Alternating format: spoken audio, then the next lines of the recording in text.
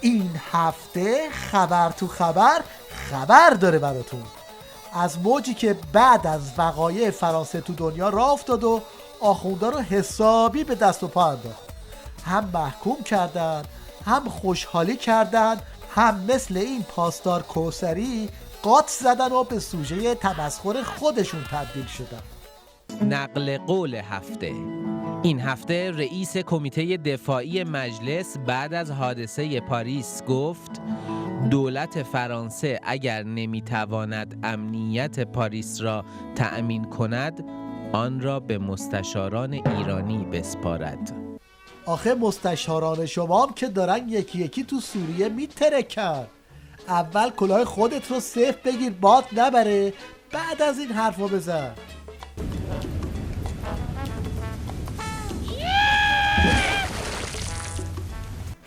همزمان با این اتفاقای عظما ترسون هفته بسیجم شروع شد و خرچنگ نظام به صحنه اومد تا با یک تعریف از بسیج بعد از 36 سال بگیر و ببند و سهمیه بازی و این حرفا اعتراف بکنه که هدف این بوده که بسیجی های شوت و مشک برترین بشن. بسیجی برترین هست، برترین در همه عرصه های معنوی. در دانشگاه ما باید برترین ها بسیجی های ما باشند. در عرصه تعلیم و تربیت برترین های ما بسیجی های ما باشند. این همنمایشی از برتری بسیجی ها که با پشتیبانی هوایی دوران جنگ جهانی به صورت گله‌وار به صحنه اومدن تا اقتدارشون رو به شیوه عصر تیرکمون به رخ بکشن. در مدت اجرای این رزمایش نیروهای بسیج با پشتیبانی هواپیماهای نیروی هوافضای سپاه پاسداران انقلاب اسلامی به اهداف از پیش تعیین شده یورش بردند و دشمن فرضی را مغلوب کردند.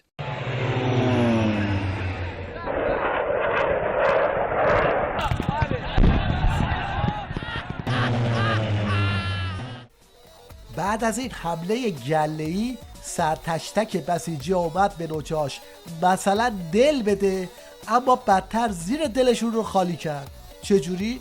هیچی، با رونمایی از تنها سلاح نرم کشیده و بی خرج و مهمات علیه آمریکا.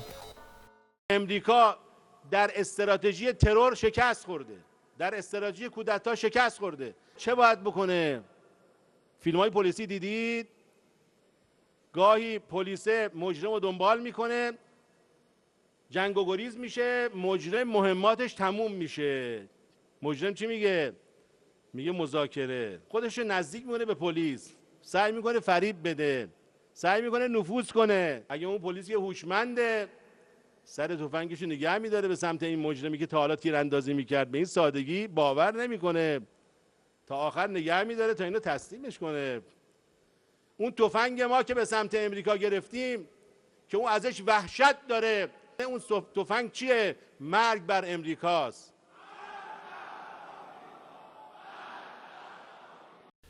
بله، این سلاحی که دیگه کسی تو نظام حال نداره ازش استفاده کنه و دیگه صداش به زور در بیاد، امروز تو دست بسیجی ها تقریبا یه همچین حالتی پیدا کرده.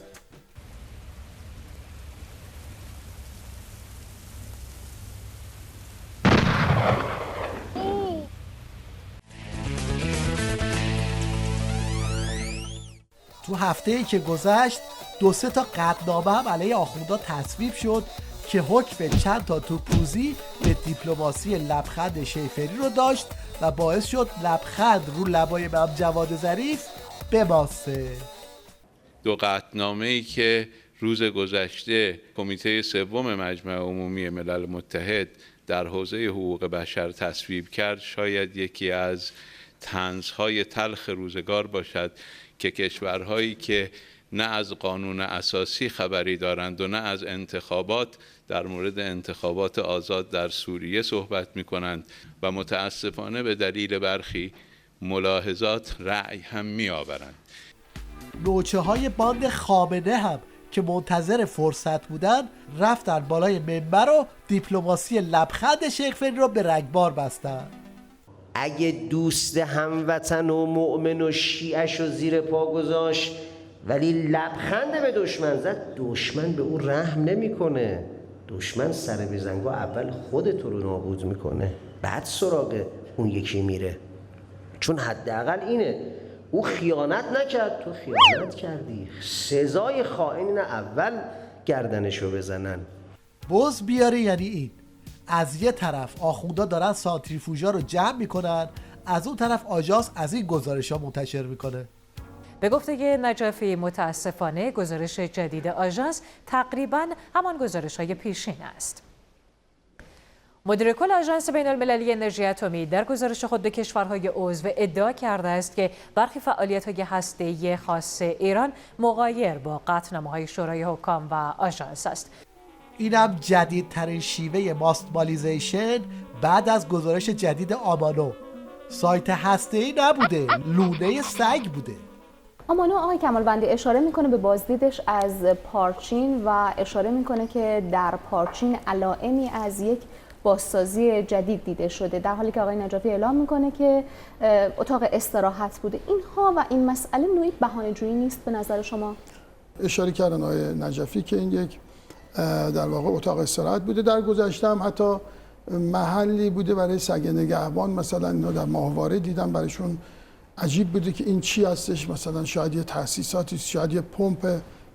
آره، این که اونجا اتاق سگ نگهبان بوده مثل این میمونه که بگیم این خانم هم داره تولد 10 سالگیش رو جشن میگیره.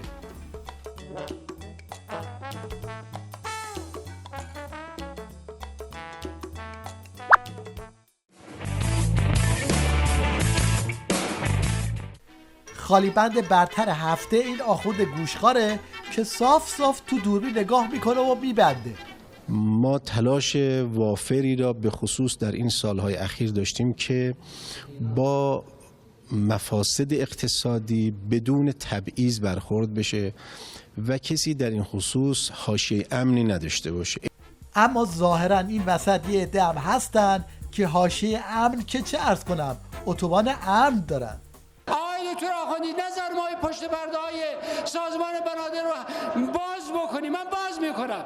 من پشت پرده های سازمان بنادر من میگم تو بیمه اونجا چه کارهای اونجا کرد. آقای نظر من حرف بیام. واقعا میدارم میگن من پشت پرده. یکی از پرونده‌هایی که اصلا نباید برملا بشه و خیلی جیزه، پرونده دکل دزدیاست که یکی از شغلای نون و آبدار مقامات نظامه. پرونده دلالان نفتی که اسمی از آنها به میان نمی آید. یکی از این پرونده ها حتی صحبت دربارش ممنوع است. نه مقامات، نمایندگان محترم، وزرا، مسئولان کشور حق دارن راجع به این کرسنت اظهار نظر بکنن و نه مطبوعات حق دارن. در مورد موضوع دکل دزدی کسی نباید صحبت کنه، چون اگر اسم یکی در بیاد و پاش گیر بیفته پشت سرش هم مقامات نظام تا اون بالا پاشون گیره.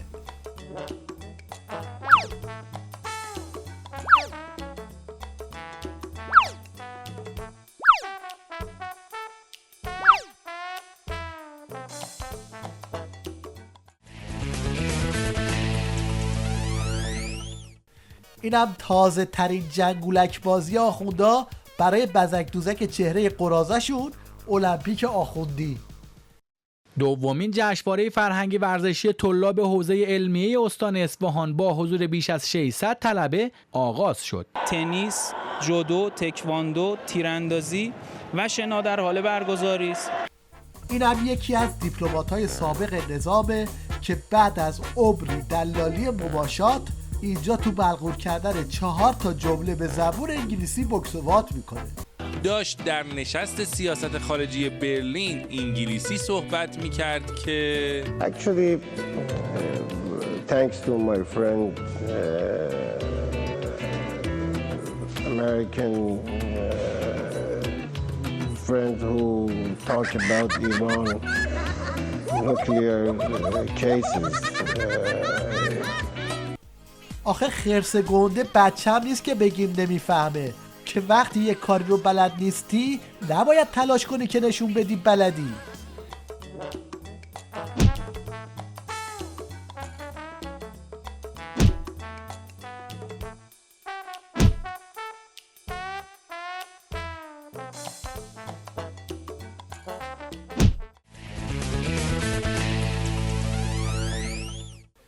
و حالا توجه شما رو به یکی از دستاوردهای فرهنگی نظام ولایت جلب می‌کنیم. فقط در ایران آخوندزاده اتفاق می‌افتد. انتشار کتاب در ایران از 1,000,000 عنوان گذشت. همین رویداد عنوان یک جشن شد تا وزارت ارشاد از 25 ناشری که بعد از انقلاب تا کنون بیوقفه فعالند تقدیر کند. اما حالا ببینیم که چند درصد از همین کتابایی که زیر این حاکمیت چاپ میشن رو مردم میخونن. مسئولان فرهنگی میگویند 70% کتاب‌های نهاد کتابخانه‌های عمومی یک بار هم خوانده نشده. 6 میلیارد تومان کتاب هم مشتری نداشته. و حالا یک پاسخ بسیار قانع کننده به معطلی 6 روزه 10,000 نفر در مرز ایران و عراق. مشکل نبود دستگاه چاپ ویزای کنسولگری است و ماندن 6 روزه زائران اربعینی در آبادان را که تعدادشان حدود 10,000 نفر است با کار شبانه روزی جبران می‌کنیم. این یکی از چاپگرایی که به علت نبودش در چند روز گذشته باعث شده بود ویزای اضطراری در آبادان صادر نشه. همه جور سوتی تو نظام دیده بودیم الا سوتی دارویی. شربت کاموکسی 457، حالا این ور شربت کاموکسی 475. حالا معلوم نیست پودر داخلش هم همین قده.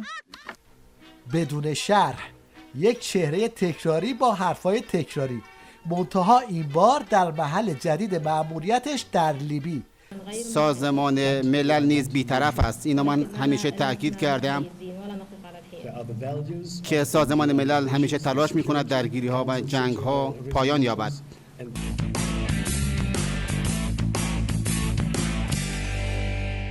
این هم جدیدترین بدبختی تیویریش بود که میخواست هر طور شده اجلاس کشورهای صادر کننده گاز رو به طور زنده پخش کنه، ولی هر جاش رو که نشون میداد یا یکی داشت با موبایلش بازی میکرد یا عکس سلفی میگرفت و یا اینکه جای گرد پیدا کرده بود و خوابش رو تکمیل میکرد. و برخی حتی به استفاده از زغال سنگ سده گذاری کنیم و ترمینال های گازی ما همکاران ایرانیمون اون رو پیشنهاد کردن. فرعود دارای حق مالکیت و حق حاکمیت حضور شما عزیزان و دوستان باشم. 1000 میلیارد رو 35 میلیارد رو عضو میخوام متر مکعب گاز رو از طریق این بورس به فروش برسونیم. ما به یمن مبارزه ملت مظلوم این تقاضا را تامین خواهد کرد. عالی جناب. کشورهای عضو بر منابع گازی و نحوه برنامه صلح‌آمیز هسته‌ای با کشورهای 5+1 مرکزی که فاقتون هستند.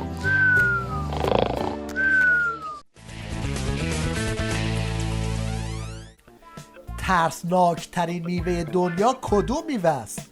اگه از گربه‌ها بپرسید همه با هم میگن خیار.